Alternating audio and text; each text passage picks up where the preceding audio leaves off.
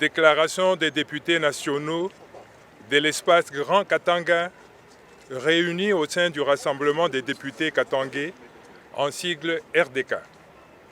Nous, députés nationaux et représentants légitimes du peuple congolais en général, et plus particulièrement des populations vivant dans les 4 provinces issues du démembrement de l'ancienne province du Katanga, à savoir les provinces du Haut-Katanga, du Haut-Lomami, du Lualaba et du Tanganyika, suivons avec la plus grande attention et inquiétude l'effervescence et les agitations que suscitent les déclarations d'un compatriote sur ce qu'il appelle la congolité.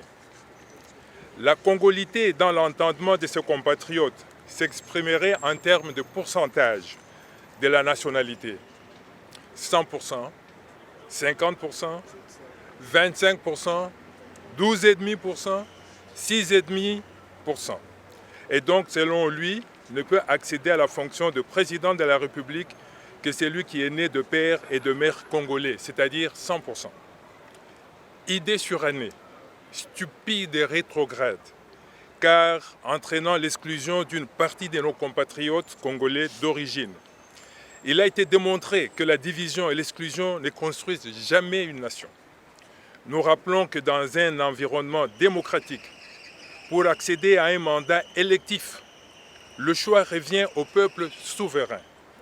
Le peuple congolais est mature après 60 ans d'indépendance et est libre de se choisir ses dirigeants. Le concept de la congolité est dangereux, car prédicteur des scènes de violence que rappellent les sombres moments de l'histoire de l'humanité, avec des idées saugrenues du nazisme, la pureté de la race aryenne, l'apartheid, l'ivoirité, le délit de faciès, avec comme conséquence probable des guerres civiles, des génocides et des épurations ethniques que le monde a connues. En effet, la Constitution de la République démocratique du Congo de 2006, telle que modifiée et complétée à ce jour, ainsi que la loi sur la nationalité de novembre 2004, règlent de manière satisfaisante les conditions d'accès aux fonctions politiques.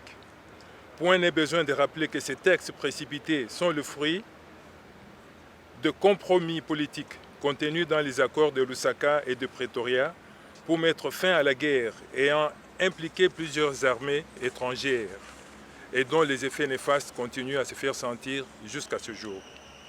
Pour notre part, nous estimons qu'actuellement la priorité réside notamment dans la consolidation de l'État, la lutte contre la Covid-19, la prise en charge des populations de Goma impactées par l'éruption du volcan Nyiragongo, la lutte contre l'insécurité et les massacres perpétrés par les groupes armés dans l'est du pays et le social des populations. De tout ce qui précède, nous, députés nationaux, réunis au sein du RDK, faisons la déclaration suivante. 1.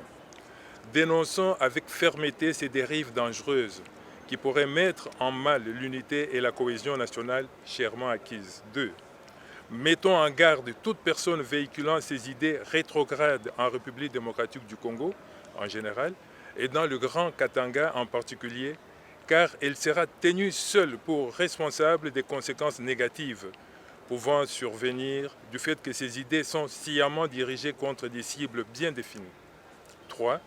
Nous y opposerons et nous réserverons le droit de nous assumer au cas où un projet ou proposition de loi venait à être déposé au Parlement ou si par ruse d'autres textes de loi venaient à être proposés à la modification dans le sens de promouvoir cette idée négative de congolité.